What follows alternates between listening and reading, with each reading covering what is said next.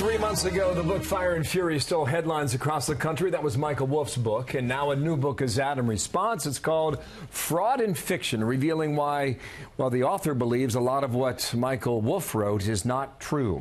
Eddie Scarry is the media reporter for the Washington Examiner, author of this book. And nice to see you, Eddie. Good morning to you. Welcome to our program here. Why did you write this?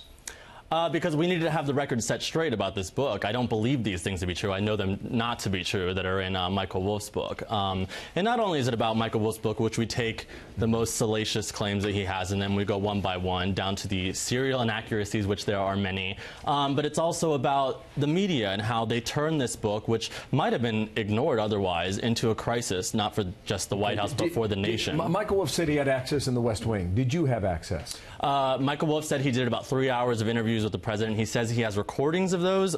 He has never made those public. I don't know why. I will tell you I've had a call from the president right after this book was announced. He again reiterated, never talked to Michael Wolff. He said he was requested interviews, never talked with Michael Wolff, never was in the Oval Office. But did you have sources in the West Wing?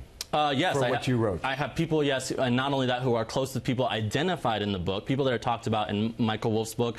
I talked with their friends, people close to them. They rebutted many of the claims that are in the book. Okay, yes. What did Michael Wolff get wrong, do you allege?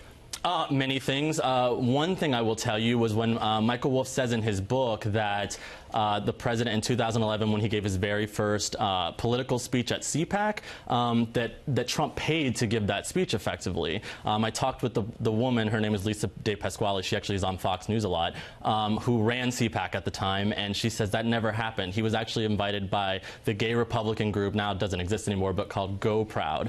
He was invited by them. That's how he got the speaking gig. There was nothing to do with money. That's just one example of many things. Do you think Michael Wolff got anything right in his book? Did he? There are some things that are behind the scenes about policy issues that are like, you know, when Trump came out with the ban from certain countries, he did some behind the scenes stuff.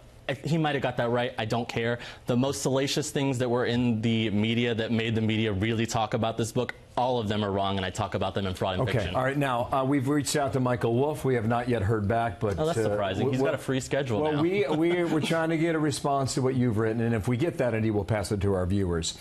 The one thing that I spoke with Wolff about is that, well, he contends in the book that they did not think they were going to win. I took the other position on that. Just speaking with people deep inside the campaign, the final days of the campaign, they thought that everybody else was wrong, and indeed they were going to win. What did you find on that? Right. Well, in terms of, he also says that they campaigned not to win. The intention was not to win, and the idea that Trump was going to come out of this with this bigger brand, his brand was going to be bigger than it is. Okay, you do not run for the presidency on a brand that's built on success and winning. Lose the biggest campaign of your life.